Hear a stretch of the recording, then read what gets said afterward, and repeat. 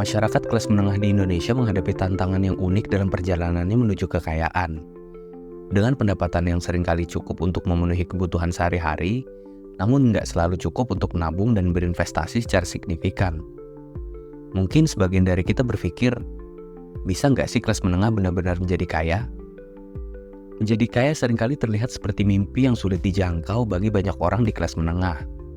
Biaya hidup yang terus meningkat, pendapatan yang stagnan, dan beban utang yang mengikat, semua faktor ini membuat perjalanan menuju kekayaan menjadi tampak sulit.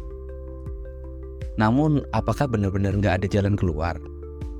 Di satu sisi, kita melihat banyak cerita sukses dari mereka yang berhasil keluar dari jeratan ekonomi menengah dan mencapai kekayaan. Mereka adalah yang berhasil menemukan peluang, mengelola keuangan dengan bijak, dan membuat keputusan investasi yang tepat. Di sisi lain, banyak juga yang merasa terjebak dalam siklus rutinitas tanpa ada peningkatan signifikan dalam kesejahteraan finansial mereka. Pertanyaannya kemudian adalah, apa yang membedakan mereka yang berhasil dari yang tidak? Apakah ada strategi tertentu yang bisa diadopsi oleh kelas menengah untuk meningkatkan peluang mereka menjadi kaya?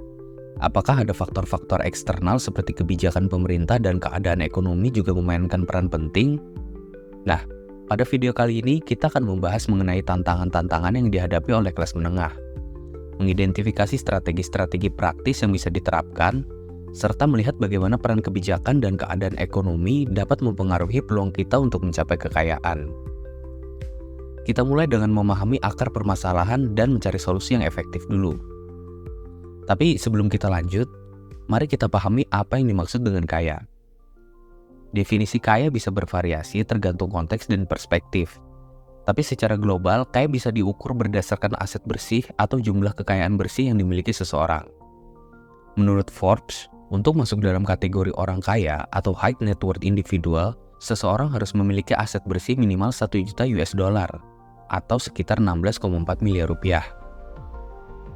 Di Indonesia sendiri, definisi kaya mungkin lebih sederhana dan subjektif, seperti memiliki rumah sendiri, kendaraan pribadi, tabungan yang cukup untuk kebutuhan darurat, dan juga kemampuan untuk memenuhi kebutuhan serta keinginan tanpa khawatir tentang uang. Untuk menyamakan perspektif, di sini aku akan mendefinisikan kaya sebagai seseorang yang memiliki cash atau liquid asset senilai 1 miliar rupiah. Untuk memahami apakah kelas menengah bisa menjadi kaya, kita perlu melihat beberapa faktor kunci yang mempengaruhi perjalanan finansial kita. Mari kita mulai dengan pendapatan dan biaya hidup. Menurut data dari Badan Pusat Statistik, pendapatan rata-rata keluarga kelas menengah di Indonesia berkisar antara 3 hingga 10 juta rupiah per bulan. Meskipun angka ini tampak cukup, kenyataannya sebagian besar pendapatan ini habis untuk memenuhi kebutuhan sehari-hari, seperti makan, transportasi, pendidikan, dan juga kesehatan. Bahkan, survei menunjukkan bahwa lebih dari 60% pendapatan keluarga kelas menengah itu dihabiskan untuk kebutuhan pokok. Biaya hidup yang terus meningkat menjadi tantangan utama.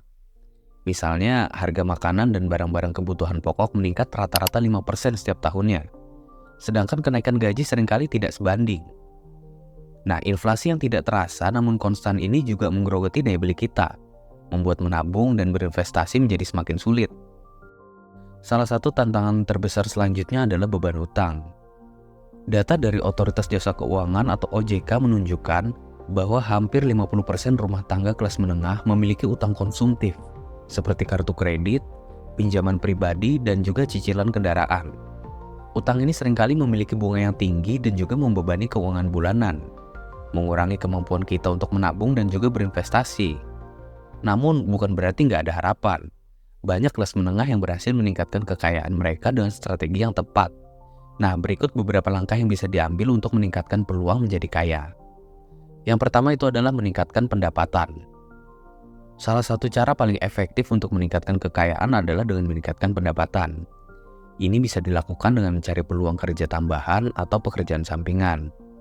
Misalnya menjadi freelancer di bidang yang kamu kuasai, atau memulai bisnis kecil-kecilan. Mengembangkan keterampilan baru yang dibutuhkan di pasar kerja juga membantu kamu untuk mendapatkan pekerjaan dengan gaji yang lebih tinggi atau promosi yang lebih cepat. Yang kedua adalah investasi yang bijak. Investasi adalah kunci untuk membangun kekayaan jangka panjang. Edukasi diri kamu tentang berbagai instrumen investasi seperti obligasi, saham, properti, atau cryptocurrency Dan juga diversifikasi portofolio investasi kamu untuk mengurangi resikonya. Mulai berinvestasi sedini mungkin untuk memanfaatkan kekuatan bunga majemuk. Karena berinvestasi secara konsisten meskipun dalam jumlah kecil dapat memberikan hasil yang signifikan dalam jangka panjang.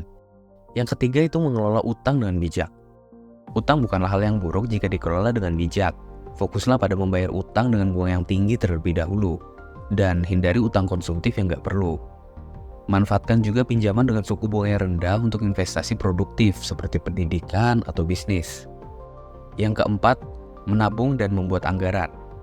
Membuat anggaran bulanan adalah langkah yang penting dalam mengelola keuangan. Anggaran membantu kamu melihat dengan jelas berapa banyak uang yang kamu miliki, gimana kamu membelanjakannya, dan di mana kamu bisa menghemat. Nah, sisihkan sebagian pendapatan untuk tabungan darurat dan tujuan finansial jangka panjang. Karena keluarga yang memiliki anggaran cenderung lebih berhasil dalam menabung. Yang kelima, edukasi tentang keuangan. Memiliki pengetahuan tentang manajemen keuangan adalah kunci untuk membuat keputusan yang bijak. Ikut seminar, baca buku, atau paling enggak nonton video yang membahas tentang manajemen keuangan dan investasi. Semakin banyak pengetahuan yang kamu miliki, semakin baik kamu dalam mengelola uang dan membangun kekayaan. Dan yang terakhir adalah menetapkan tujuan keuangan. Menetapkan tujuan keuangan yang jelas memberikan motivasi tambahan untuk menabung dan berinvestasi. Apakah itu dana darurat, dana pendidikan, atau tabungan pensiun, memiliki tujuan yang spesifik akan membantu kamu tetap fokus dan termotivasi. Selain strategi-strategi ini, peran kebijakan pemerintah dan keadaan ekonomi juga nggak bisa diabaikan. Kebijakan yang mendukung pertumbuhan ekonomi dan lapangan kerja, program subsidi pendidikan dan kesehatan, serta regulasi yang bisa melindungi konsumen dan investor sangat penting dalam membantu kelas menengah mencapai kekayaannya. Contohnya, program Kartu Prakerja yang diluncurkan pemerintah sudah banyak membantu orang meningkatkan keterampilan dan juga mendapatkan pekerjaan yang lebih baik. Selain itu, kebijakan fiskal yang stabil dan inflasi yang terkendali juga memberikan lingkungan yang lebih baik untuk pertumbuhan ekonomi dan investasi. Nah, dengan pemahaman yang lebih baik tentang tantangan dan peluang yang ada, serta langkah-langkah konkret yang bisa diambil, kelas menengah memiliki peluang untuk meningkatkan kekayaan mereka. Perjalanan menuju kekayaan mungkin nggak mudah, tapi dengan strategi yang tepat dan disiplin, ini bukan hal yang mustahil.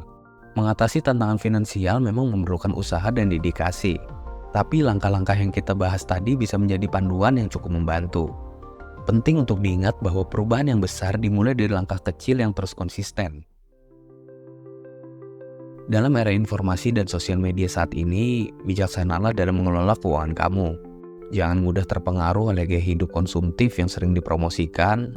Prioritaskan kebutuhan kamu dan tetapkan tujuan keuangan jangka panjang. Menjadi kaya bukan hanya tentang memiliki banyak uang, tetapi juga tentang membangun masa depan yang lebih stabil dan aman. Nah, dengan pemahaman yang lebih baik dan tindakan yang tepat, kita semua memiliki peluang untuk mencapai kesejahteraan finansial yang lebih baik. Terima kasih buat kalian yang udah menyimak videonya sampai sejauh ini. Jangan lupa bantu channel ini berkembang dengan cara subscribe dan tinggalkan komen jika kamu punya pertanyaan atau saran topik untuk pembahasan selanjutnya.